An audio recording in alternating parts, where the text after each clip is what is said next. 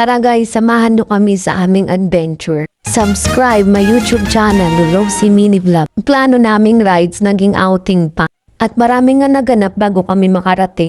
To make story short, arating pa rin kami ng ligtas dito sa Hidden Paradise Resort ng Infanta Quezon. Almost 4 hours ang biyahe pero sulit. Ang pagod at puyat naming lahat. Napakatarik ng daanan bago mo marating ang papaliguan mo resort. Pagoda na ang mga person pero sige lang, laban lang. Inusto natin to kaya aba, palaga na natin to. Punta naman kami sa cottage na aming nerentahan. For only 500 pesos ang rent namin sa cottage at 50 pesos naman ang entrance fee per person.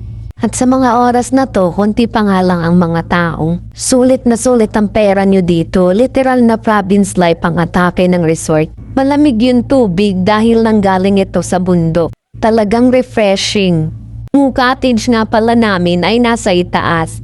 Kaya naman kitang-kita natin ang view sa paligid. Pwede rin kayong mag-overnight dito pero hindi ko lang alam kung same rate lang ba sa day tour. Pero yung room nila, as I know, is 1.5 or 1.6 something per pax. Marami rin kayong choices na pwede nyong i-accommodate or i-rent. Dito nagsiligo na nga sila. Dahil natural water galing pambundo kaya malamig. Ihi nyo na lang ang magpapainit sa tubig.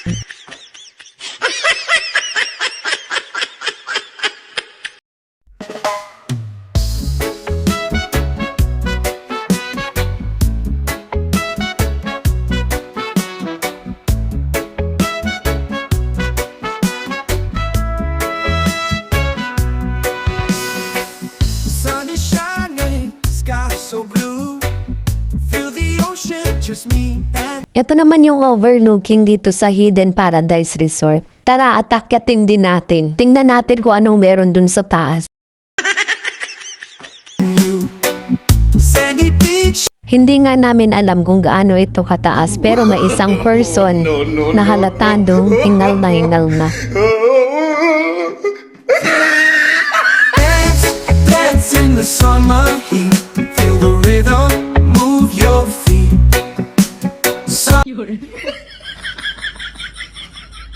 Days can't be beat.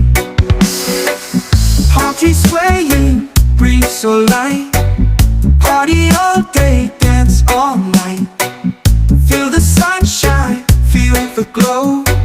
Summer vibes just. So ito na nga yung view dito sa taas. Pagdating mo dito sa tuktok, meron ditong kubo. At dito napaka-relaxing, ang sarap magpahinga rito. Mahangin, hindi mainit. Napakaganda ng view, diba? Tanaw na tanaw mo yung baba. It's really nice to hang out here, especially with friends and family. At kahit marami pa kayo sa grupo, it can accommodate naman ng maraming tao. And I recommend ko talaga sa inyo tong Hidden Paradise Resort, guys. Unang-una, malinis, malawak. Marami rin kayong pagpipili ang cottages at affordable. Lalong-lalo na sa gusto ng mga adventures. Swak na swak talaga to. Dito lang yan sa Infanta Quezon. Poetry swaying, breeze so light. Party all day, dance all night.